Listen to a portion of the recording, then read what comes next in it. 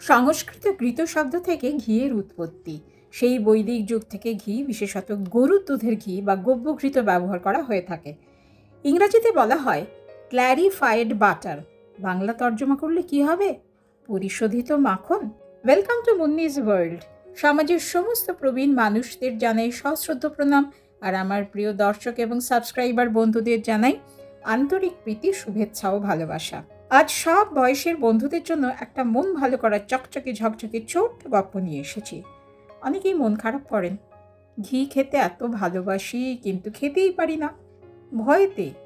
একটু ঘিয়ে ভাজা ফুলকো লুচি, কেশর হালুয়া, খিচুড়ি, পোলাও, সেদ্ধ ভাত, উপর থেকে 2 চামচ গরম ঘি ছড়িয়ে, নিদেন পক্ষে নিরামিষ বা কোনো আমিষ রান্নার শেষে একটু ঘি ছড়িয়ে দিলে স্বাদে গন্ধে অতুলনীয় হয়ে যায়।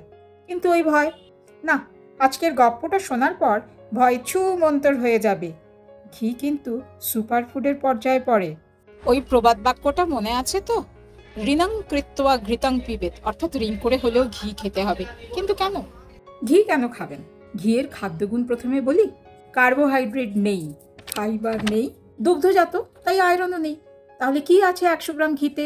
ফ্যাট 99.5 গ্রাম, জলীয় অংশ 0.24 gram, saturated fat 61.9 gram, mono unsaturated fat 28.7 gram, poly unsaturated fat 3.69 gram, cholesterol 256 milligram থেকে 284 milligram, potassium 0.5 milligram, calcium 4 milligram, phosphorus 3 milligram, sodium 2 milligram. আর থাকে ভিটামিন এ, ডি, ই, কে এবং ফসফোলিপিডস। ভিটামিন এ 15 গ্রাম ঘিতে থাকে 10.75 মাইক্রোগ্রাম, ভিটামিন ই থাকে 0.4 milligram, vitamin K থাকতে পারে 1.1 microgram. আর vitamin D সঞ্চয়ে সাহায্য করে, কারণ ভিটামিন এ, ডি, ই, কে প্রতিটি ফ্যাট সলিউবল ভিটামিন। নামে ক্ল্যারিফাইড বাটার হলেও ঘি আর মাখনের মধ্যে কিন্তু স্বাদে ও গন্ধে যথেষ্ট পার্থক্য আছে। মাখন হলো মোলায়েম, মুখে দিলেই গলে যায়, আর ঘি সামান্য দানাদার। গন্ধের কথা তো আর আলাদাভাবে বলতে হবে না, ও তো আমাদের ঘ্রাণ শক্তিই বলে দেয়। এবার বলি ঘি কেন খাবেন। চোখের দৃষ্টি উজ্জ্বল রাখে, হাড়ের সুস্থতা বজায় রাখে, হাড়ের গঠনে সাহায্য করে, রোগ প্রতিরোধ শক্তি বাড়ায়। একটু সবিস্তারে বলি। ঘিতে থাকে বিউটারেট, এক ধরনের শর্ট চেন ফ্যাটি অ্যাসিড, যা অন্ত্র বা ইন্টেস্টিনের যে ইনার লাইনিং আছে সেখানে উপকারী গাট ব্যাকটেরিয়ার কর্মক্ষমতাকে প্রভাবিত করে। ফলে গাট ব্যাকটেরিয়া ভালোভাবে তৈরি হতে পারে, হজম শক্তি উন্নত হয়, অন্ত্রের প্রদাহ বা ইনফ্লামেশন কমে, আর মাইক্রোবিয়ামের যে ভারসাম্য তা রক্ষা পায়। ঘি খেলে ওজন বাড়ে? এটা খুব গুরুত্বপূর্ণ বিষয়। কিন্তু দেশি গরুর দুধের ঘি কিন্তু ওজন নিয়ন্ত্রণে রাখতে সাহায্য করে। এর আভ্যন্তরীণ শর্ট চেন ফ্যাটি অ্যাসিড হজমের পরে শক্তি সঞ্চয় করতে সাহায্য করে, আর অতিরিক্ত ফ্যাটও সঞ্চিত হয় না, হরমোনের ভারসাম্য বজায় রাখে। তাই বলে কিন্তু পরিমিতি বোধ আর ঘিয়ের গুণমান বিচার করে নিতে ভুলবেন না একেবারেই।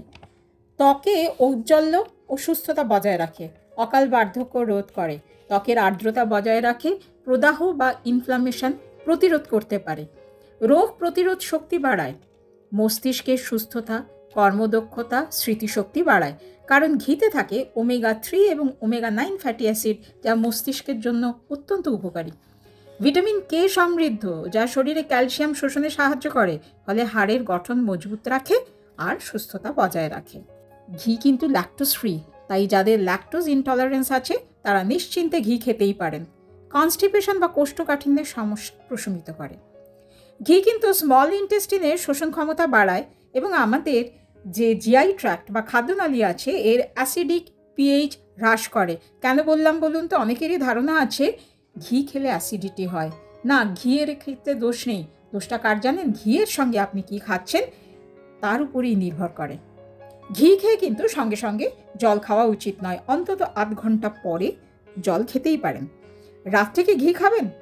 ঘি ট্রিপ্টোফ্যান সমৃদ্ধ, যা এক ধরনের অ্যামাইনো অ্যাসিড, যা আমাদের আরামদায়ক ঘুম এনে দিতে পারে, সেই সঙ্গে আনে রিল্যাক্সড অনুভূতি। ঘি কিন্তু আয়ুর্বেদ মতে শরীর ও মন শীতল করে। সমস্যা হয় কখন কিসের সঙ্গে আপনি ঘি খাচ্ছেন, সেটাই দেখার বিষয়। ঘি সবসময় খাবারের শুরুতে খাবেন, আর ঘিয়ের সঙ্গে আইসক্রিম বা ঠান্ডা পানীয় কিচ্ছু চলবে না। রাতে হাতে পায়ের তলায় খুব জ্বালা হয়, ঘি ভালোভাবে হাতে পায়ে ঘষে তারপরে ভিজে তোয়ালে দিয়ে মুছে অবশ্যই আরাম পাবেন। পুরাতন বাতের ব্যথায় ঘিয়ের মালিশের প্রচলন আছে সেই প্রাচীনকাল থেকে। ক্ষয় রোগে অর্থাৎ টিউবারকুলোসিসের রোগীদের জন্য কিন্তু ঘি অত্যন্ত উপকারী। তবে হ্যাঁ, এতক্ষণ তো গুণের কথা বললাম, এবার একটু 2-4টে দোষের কথা বলি। যাদের লিভারের সমস্যা আছে, যেমন cirrhosis of liver, fatty liver, কোলেস্টেরলের পরিমাণ বেশি আছে, হার্ট ব্লক থাকলে, হজম শক্তি অত্যন্ত কমজোরি বা ডায়রিয়ার ধাত থাকলে ঘি না খাওয়াই ভালো। ঘি আর মধু একসঙ্গে কিন্তু কখনো খাবেন না, তাহলে শ্বাসকষ্ট, পেটে ব্যথা ইত্যাদি হতে পারে। কেন? ক্লস্ট্রিডিয়াম বটুলিনাম নামক ব্যাকটেরিয়া টক্সিন তৈরি করে, ফলে শ্বাসকষ্ট বাড়ায়। ভিডিওটা যদি কাজের হয়ে থাকে, আপনাদের ভালো লেগে থাকে, অবশ্যই কমেন্ট করবেন। আপনাদের কমেন্টের অপেক্ষায় আমি থাকি। সবাই খুব ভালো থাকবেন, ভালো ভালো খাওয়া দাওয়া করবেন আর শীতটা খুব আনন্দে সুস্থভাবে কাটাবেন। ওম শান্তি।